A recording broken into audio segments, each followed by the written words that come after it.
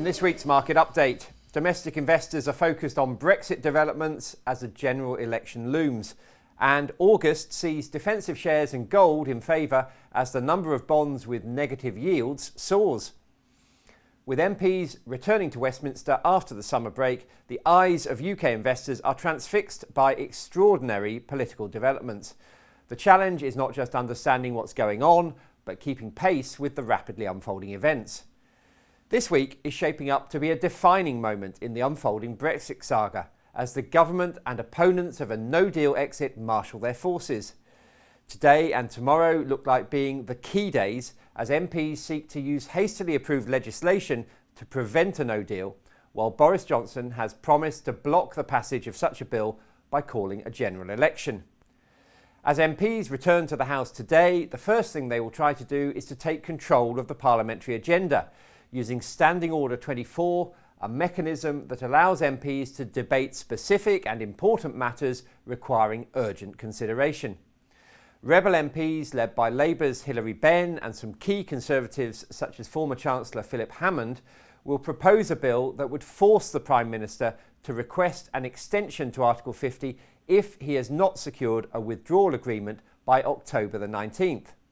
That date matters because it's immediately after an EU summit, which is effectively the last chance to secure agreement with EU before the default exit date on the 31st of October. If the bill is voted through, the rebels will push legislation through as quickly as possible before Parliament rises again next week, following last week's announcement that parliamentary business is to be suspended for 5 weeks during and either side of the traditional party conference season. However, the reality is that if the government is defeated on Wednesday, Boris Johnson will almost certainly call for an election on October the 14th and the legislative process will stop. Labour is almost certain to support the call for an election, having been agitating for one ever since it did unexpectedly well in the last vote in 2017. Labour's support is despite former Labour Prime Minister Tony Blair warning new leader Jeremy Corbyn that he's walking into an elephant trap and will most likely lose the election. Blair's point, which is undoubtedly shared by the Prime Minister and his chief advisor Dominic Cummings, is that presented with a choice between no deal and a hard left government led by Corbyn, which reminds many of the socialist policies of the 1970s, the British people will hold their noses and vote for a Conservative government, even if that means a no-deal exit. The Conservative hope is that playing hardball on no deal will neutralise the Brexit party, allowing the Conservatives to grab the votes of the 52% of people who voted to leave in 2016. At the same time, the opposition parties are very likely to be split between Labour and the Lib Dems. How split they are and how united the Leave vote really is remains to be seen. Johnson's move is characteristically high risk, and another hung parliament is a likely outcome. Johnson's second gamble is that if he wins the election on October the 14th, he'll be able to go to Brussels and secure a deal with the EU, which by then will be convinced that he means it about leaving at the end of the month with or without a deal. Now, collapsing exports from Germany, unveiled this week, are underlining the fact that a no-deal exit is not just bad news for the UK, but for the whole continent. It's possible that, as usually happens in European political dramas, something is pulled out of the hat at the very last minute. Conflating the Brexit question with a broader one about who is best placed to manage the economy is a clever move, because many moderate voters are extremely concerned by the prospect of a Labour government headed by Jeremy Corbyn.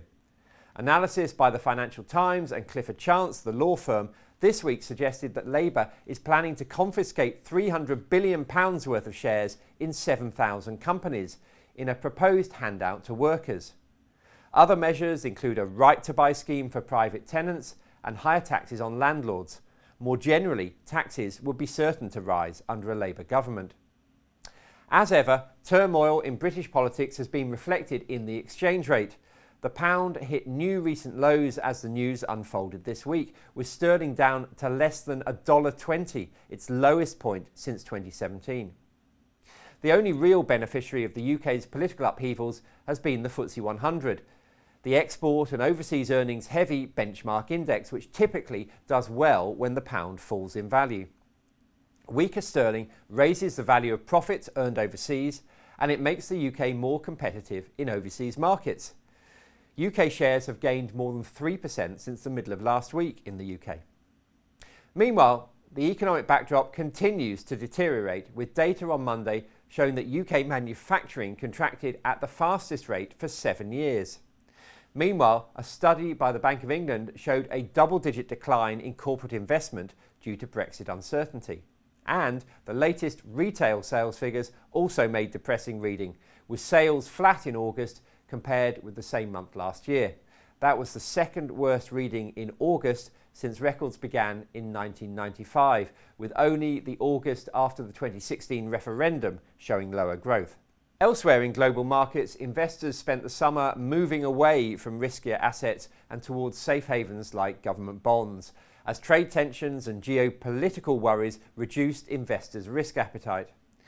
During a month in which normal market rules have been turned on their heads, a number of new worrying milestones have been reached and alarm bells rung for nervous investors. First and foremost among these has been a dramatic increase in the number of government bonds now offering investors a negative yield. More than $17 trillion worth of bonds, $3 trillion more than a month earlier, now promise investors no income at all. Meanwhile, the yield curve, which has historically acted as a reliable signal of recession ahead, became more inverted than at any point since 2007. An inverted yield curve is signalled when long maturity bonds yield less than shorter ones. That's a reversal of the normal reward for investors who are prepared to lend for longer periods. Another indicator that things are far from normal in global markets is the fact that the yields on all US government bonds, even those maturing 30 years hence, are now lower than the yield on US shares. Traditionally, shares yield less than bonds because investors enjoy the prospect of rising dividends. Meanwhile, in the stock market, nervous investors headed towards the perceived safe haven of defensive and high-yielding shares, as heightened tensions in the US-China trade war and slowing growth saw risk being taken off the table. Despite a fall of 1.8% in the broader S&P 500 index in August, utilities rose by 4.6%. That was their best month since February 2017. And the consumer staples sector, which includes products that people buy whatever the state of the economy, also edged higher. High-yielding property stocks gained 4.6%. That was their best showing in 6 months. Investors' preference for defensive investments comes as the outlook for corporate profits has worsened. Companies in the S&P 500 are set to increase profits by 2.4% this year, far less than the 7.7% rise that was forecast at the beginning of 2019. The biggest driver of anxiety in global stock markets, of course, is the ongoing trade war, which looks more and more likely to be a protracted affair. China's currency dropped by 3.8% against the dollar in August as Beijing seemed to be digging in for a long battle with America. Donald Trump has continued to escalate the trade war. Last week, he raised a proposed 10% tariff on $300 billion of Chinese exports to 15%, and he increased the tariff on another $250 billion of exports from 25% to 30%. Investors looking beyond the main developed markets for opportunities have faced a steady stream of worrying news elsewhere in the world too in the past week or so. Argentina has imposed currency controls after it lost $3 billion in reserves in just 2 days last week. That followed a request by the South American country for more time to pay back over $100 billion of debts, including loans from the International Monetary Fund. If it fails to pay back the money it owes, it will be Argentina's 9th sovereign default. As ever, in moments of stress, investors have headed towards the perceived safety of gold. Holdings in gold-backed exchange-traded funds have surged to their highest levels in 6 years.